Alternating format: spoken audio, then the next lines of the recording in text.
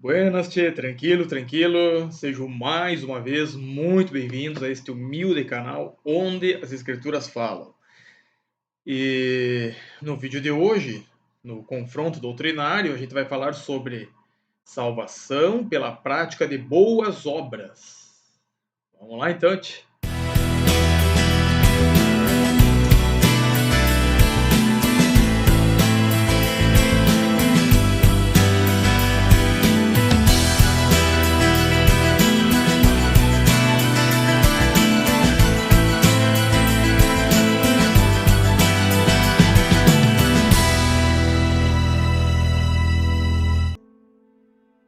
Então, sejam mais uma vez muito bem-vindos a este humilde canal. O meu nome é Gustavo e vamos falar sobre o Livro dos Espíritas, o livro de Allan Kardec, Obras Completas, segunda edição. A gente está no módulo 4 agora, de título Doutrinas Fundamentais do Espiritismo. No vídeo anterior, a gente falou sobre o karma. Agora, a gente vai falar sobre salvação pela prática de boas obras. Tá vendo, tchê? Então vamos lá, vamos falar então sobre o livro de Allan Kardec. O Allan Kardec, o Espiritismo, eles adotaram o slogan: fora da caridade não há salvação. Será que é verdade isso? Será que ele quer dizer que se tu não fizer uma caridade, tu não é salvo? É exatamente isso que ele está se referindo. Se tu não fizer uma caridade, tu não é salvo. Que barbaridade, né, tia? Então vamos lá, vamos para o livro de Allan Kardec, o Evangelho segundo o Espiritismo. Na página 631, de número 10, diz a seguinte declaração espírita, de título Instruções dos Espíritos. Então diz o seguinte: meus filhos, na máxima, fora da caridade não há salvação. Ele quer dizer que não existe salvação. Estão contidos os destinos dos homens na terra como nos céus. Então, seguinte, deixa eu ajeitar a câmera aqui. Então, o que ele está querendo dizer? Seguinte, muitos querem identificar a caridade cristã como filantropia. Na realidade, são duas coisas bem distintas, filantropia e caridade. Em 1 Coríntios, capítulo 13, versículo 3, diz o seguinte: e ainda que eu distribua todos os meus bens entre os pobres, e ainda que entregue o meu próprio corpo para ser queimado, se não tiver amor, nada disso aproveitará. Então é o seguinte, frisem bem essa palavra amor que ele se refere, que vocês já vão entender o que ele quer dizer, tá, tia?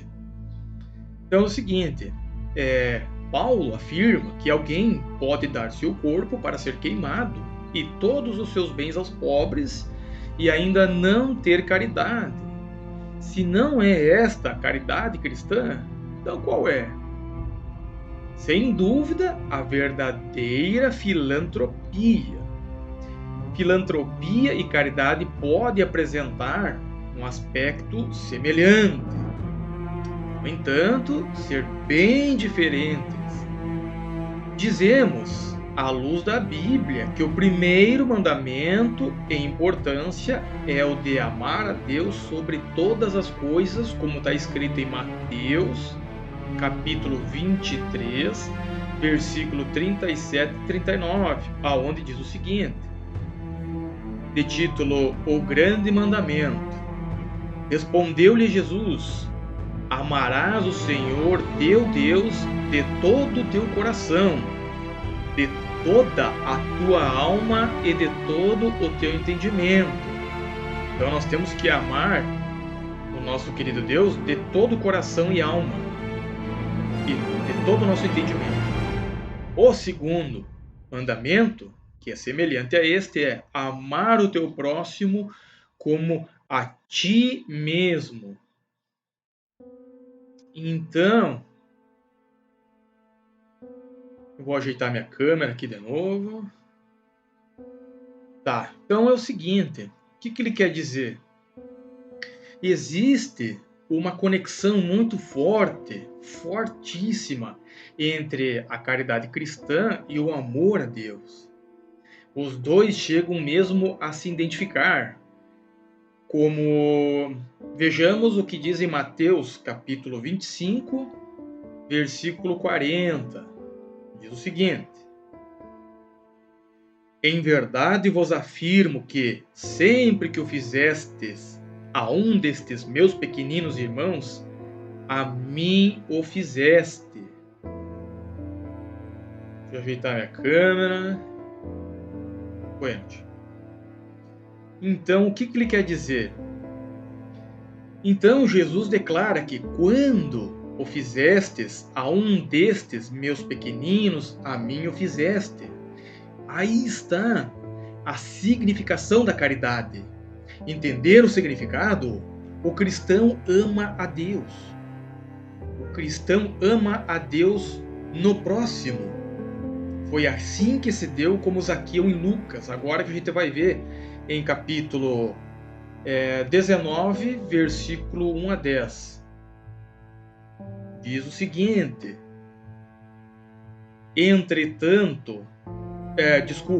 entrando em Jericó, atravessa Jesus a cidade. Eis que um homem chamado Zaqueu, maioral dos publicanos e rico, procurava ver quem era Jesus, mas não podia por causa da multidão, por ser ele de pequena estatura. Então, correndo adiante, subiam a um sicômoro. Sicômoro é uma figueira, tá, tia? A fim de vê-lo, porque por ali havia de passar. Quando Jesus chegou àquele lugar, olhando para cima, disse-lhe: Zaqueu, desce depressa, pois me convém ficar hoje em tua casa. Ele desceu a toda a pressa e o recebeu com alegria. Todos os que viram isto murmuravam, dizendo que ele se hospedara com um homem pecador. Entre mentes, Zaqueu se levantou e disse ao Senhor: Senhor, resolvo dar aos pobres a metade dos meus bens. E se, em alguma coisa tenho defraudado alguém, restituo 4 vezes mais. Então, Jesus lhe disse: Hoje houve salvação nesta casa, pois que também este é filho de Abraão. Porque o Filho do Homem veio buscar e salvar o perdido. Então prestem atenção aqui, quando Jesus falou: Hoje houve salvação nesta casa. Não é porque ele teve caridade. Essa salvação aqui, é porque a partir dali Zaqueu passou a acreditar no Messias. É essa a salvação que o Messias falou. E não só pela salvação, ele teve pelos mais favorecidos, desfavorecidos, ele teve pena. Então, é o seguinte: ao receber Jesus em sua casa, nasceu nele uma preocupação pelos menos favorecidos. E se pronunciou espontaneamente dizendo: Senhor, eis que eu dou aos pobres metade dos meus bens. E se em alguma coisa tenho defraudado, restituo 4 vezes mais. Então nasceu nele uma preocupação. Essa é a boa obra. Essa é a verdadeira obra. As boas obras nunca salvam, nem ajudaram a salvar. Como Paulo afirma em Efésios, capítulo 8, versículo 8 a 10, como diz o seguinte, de título: Do pecado para a salvação pela graça, do pecado para a salvação pela graça. Então diz o seguinte: porque pela graça sois salvos, mediante a fé. E isto não vem de vós, é dom de Deus, não de obras, para que ninguém se glorie, pois somos feitura dele, criados em Cristo Jesus para boas obras, as quais Deus de antemão preparou para que andássemos nelas. Então tá aí, tia. Vocês entendem que Allan Kardec ele se equivocou em dizer, né, que a salvação é pelas boas obras. Não é pelas boas obras. Me desculpe. É mediante a fé. É mediante a fé que vem a salvação. Então, em Efésios capítulo 2, versículo 8 a 10, explica que a salvação é pela graça, por meio da fé em Jesus Cristo. E nele somos criados para as boas obras, a fim de que as pratiquemos. Entenderam? Então não é pelas boas obras que a gente é salvo. É mediante a fé que a gente é salvo. Então tá aí, tchê. Então, mais uma vez, Allan Kardec ele nega como que é a salvação. Ele é um erro muito grave dizer que a salvação vem através das boas obras. Não é pelas boas obras para que ninguém se glorie, como está escrito em Efésios, tá? Por quê? Porque as boas obras elas vêm do amor ao próximo como se fosse a Deus. Esse sim é as boas obras. Porque quando a gente ama a Deus, a gente ama o próximo como a gente ama a Deus. Então tá aí, tchê. Essa então é a verdadeira boa obra. Filantropia é ajudar as pessoas e tu comunica, e avisa, eu avisei, eu ajudo tantas pessoas, eu faço isso, eu faço aquilo, a pessoa se sente bem, isso é filantropia. Agora, boa caridade, a verdadeira caridade é essa, em que a gente faz por amor a Deus, vendo no próximo como se fosse Deus. Então, estão entendendo? A diferença da filantropia e caridade pode apresentar sim um aspecto bem semelhante, mas não é, como diz a Bíblia, né? Que o primeiro mandamento em importância é o de amar a Deus sobre todas as coisas. E daí vem aquela conexão muito forte entre a caridade cristã e o amor a Deus. Os dois chegam mesmo a identificar-se, pois são quase as mesmas coisas, amar a Deus e amar o próximo. Quando tu faz isso a Deus, quando tu está fazendo uma caridade ao próximo, tu está fazendo a Deus por amor a Ele. Essa é a verdadeira caridade. Então, Tati, estamos chegando ao final de mais um vídeo. Espero que tenham entendido o que é a verdadeira caridade.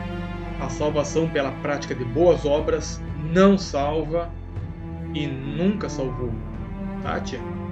Então tá, no próximo vídeo a gente vai falar sobre reencarnação é a chave dentro das doutrinas fundamentais do Espiritismo e sempre comparando com a doutrina bíblica. Tá bom, tchê? Então tá aí, tchê. Forte abraço a todos, fiquem na paz do Criador e até o próximo vídeo, se Deus quiser. Até mais.